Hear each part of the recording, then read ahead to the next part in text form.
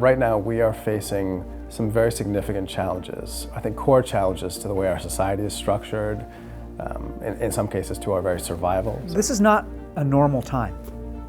These are not conventional politics we're in the midst of. There's more and more urgency because a lot of the problems that we've been dealing with for years and years and years are either still just as great as they were before or they're getting worse every single day.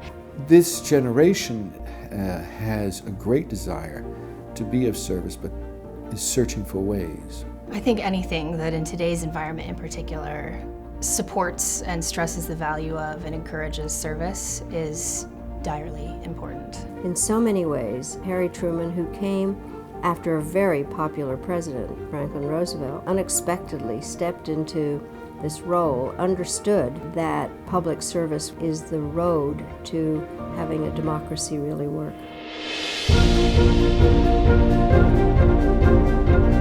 The foundation was actually President Truman's idea. We pick one person at least from every state and to the territories and Washington, D.C. and Puerto Rico every year. He wanted something that would give life to the values that had animated his career and that would bring future generations to public service. He himself preferred the Truman Scholars to a statue because this is the kind of thing that keeps on giving. It does real good. We should want the best and the brightest, and this program helps achieve that. It encourages it. The Truman Scholars program has the capability of finding young people from every state and every kind of school and presenting them with the opportunity to nurture that sense of public service. It's not just a collection of individual scholars, each of whom has their gold stars and their prizes.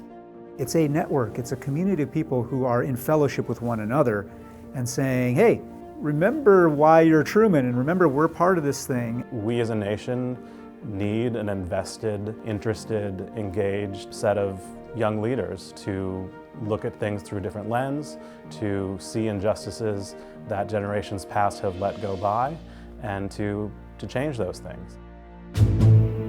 President Truman would be proud of what he set in action, both because we have so many Truman Scholars doing good work, but also because I think they embody the values that were so important to him and that I think we all associate with him. And I'll never forget looking at his picture on the Time magazine with a big old sun beaming down on the White House, because then Truman did what I want to do.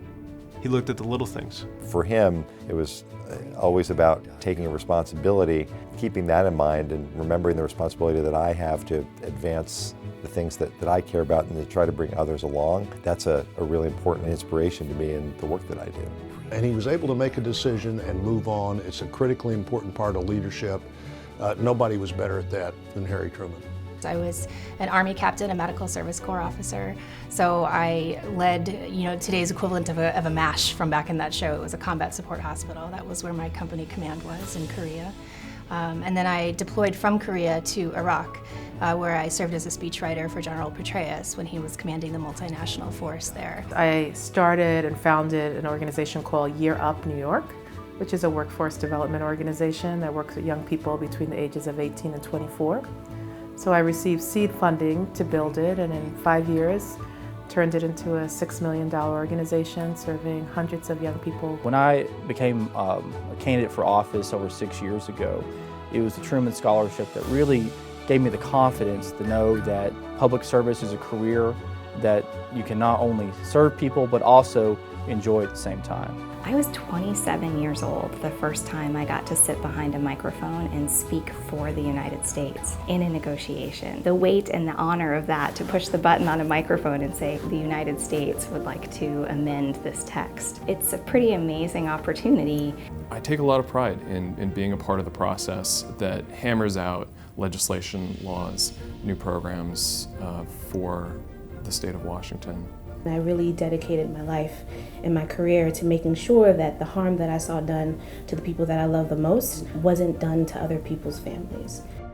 You believe in public service, you believe you can be a change agent, and here are people who also believe that and want to help support you in pursuing your biggest, boldest, best vision for affecting change.